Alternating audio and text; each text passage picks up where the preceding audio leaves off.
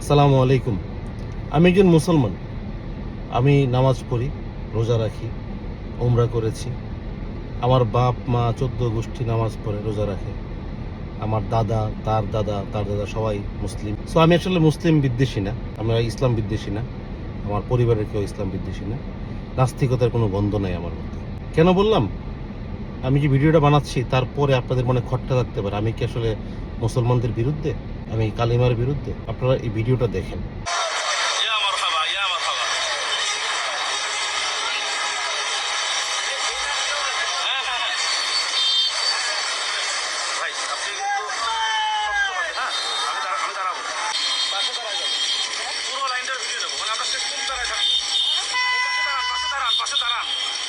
ওকে ওকে ওকে ওকে, দাঁড়াতে বলেছি আপনার। আমি দাঁড়ান।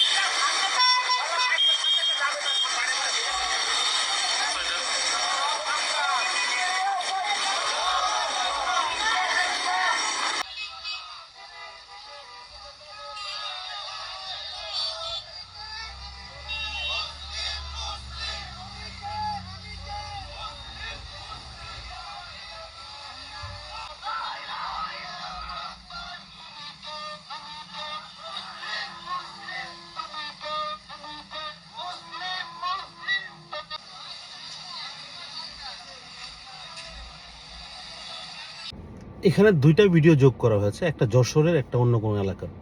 তো এরা আসলে কারা? এরা কোন জায়গার মুসলিম? এরা এতদিন কোথায় ছিল? কি কাজ তাদের? কি টার্গেট তাদের? কি উদ্দেশ্য তাদের? কারা করাচ্ছে? কেন করাচ্ছে?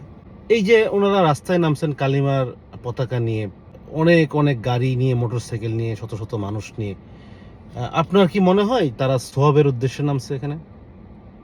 আমি একজন সাধারণ মুসলিম হিসেবে বলতে পারি তারা সোয়াবের উদ্দেশ্যে নামে নাই।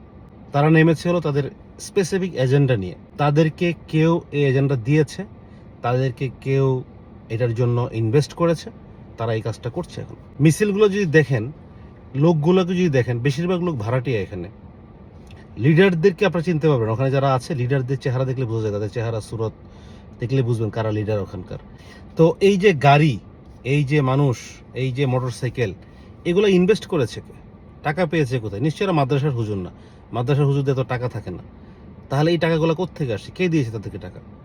এটা কি শুধু কালেমার প্রচার? অসম্ভব। কেউ যদি আমাকে বলে এটা আমাদের ধর্মের প্রচার করতেছে, অসম্ভব, আমি বিশ্বাস করি না। তাহলে কি জন্য করছে? এটা কি অন্য ধর্মের মানুষদেরকে ধমক দেওয়ার জন্য? এটা কি প্রমাণ করার জন্য আমরা মুসলমান? হ্যাঁ, আমরা তো মুসলমান। আমাদের দেশ মুসলিম দেশ। হ্যাঁ, আমরা মুসলিম দেশ। তো ধর্ম প্রচার উদ্দেশ্য না, ইসলাম প্রচার উদ্দেশ্য না, কালিমার প্রচার উদ্দেশ্য না। উদ্দেশ্য হচ্ছে অন্য ধর্মের মানুষকে ধমক দেওয়া, বোঝানো, সাবধান তোমরা, এটা আর কিছু না। নেক্সট হচ্ছে আরেকটা এজেন্ডা কাজ করতেছে, যেটা খুব স্ট্রংলি মনে হয় হয়তো তাদেরকে অন্য কোনো দেশ বা কোনো সংস্থা তাদের দিয়ে করাচ্ছে এটা। আপনারা খেয়াল করবেন, কিছুদিন আগে কিন্তু ইসরায়েলের রাষ্ট্রদূত বলেছে বাংলাদেশে হামাসের অ্যাক্টিভিটি দেখা যাচ্ছে। আমরা আশ্চর্য হব না এরা যদি ইসরায়েল দিয়ে প্ল্যান্টেড হয়ে থাকে। ইসরায়েলের গোয়েন্দা সংস্থা মোসাদি হয়তো তাদেরকে প্ল্যান করেছে যে তোমরা একটা ডিপিক্ট করো যে তোমাদের দেশে এরকম জঙ্গিবাদের একটা স্বরূপ দেখা যাচ্ছে। আর কালাইমার পতাকা নিয়ে কি ঘোরা জঙ্গিবাদ? না। এদেরকে কেন মনে হচ্ছে? কারণ তাদের মধ্যে সকল গ্লিমস আছে, সকল ইন্ডিকেশন আছে। কারণ কালেমার প্রচার, ইসলামের প্রচার এইভাবে হয় না।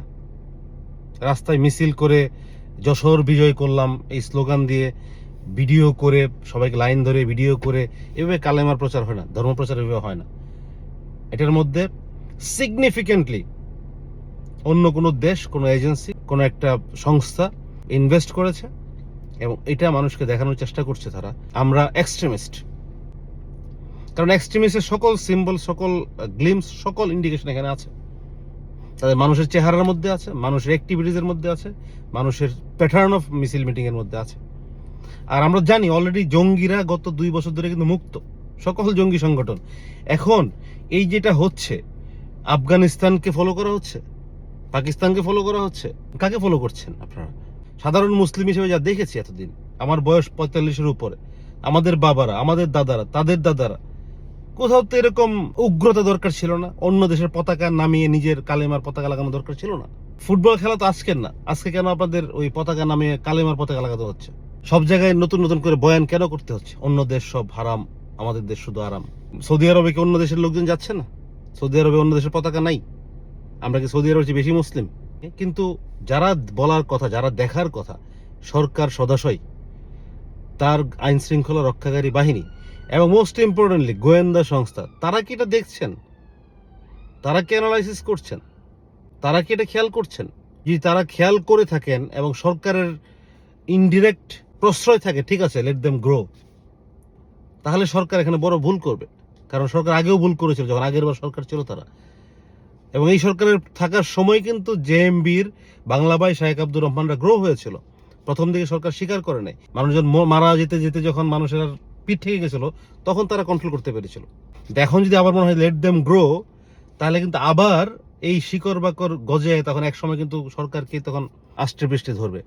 মনে রাখতে হবে, উগ্রবাদ দিয়ে, জঙ্গিবাদ দিয়ে, মৌলবাদ দিয়ে কেউ টিকতে পারে নাই এবং টিকতে পারবে না। যদি সরকারের রিয়েলি পজিটিভ ইয়ে থাকে যে না, উই শুড কন্ট্রোল দিস, তাহলে তাদেরকে ইমিডিয়েট কন্ট্রোল করতে হবে।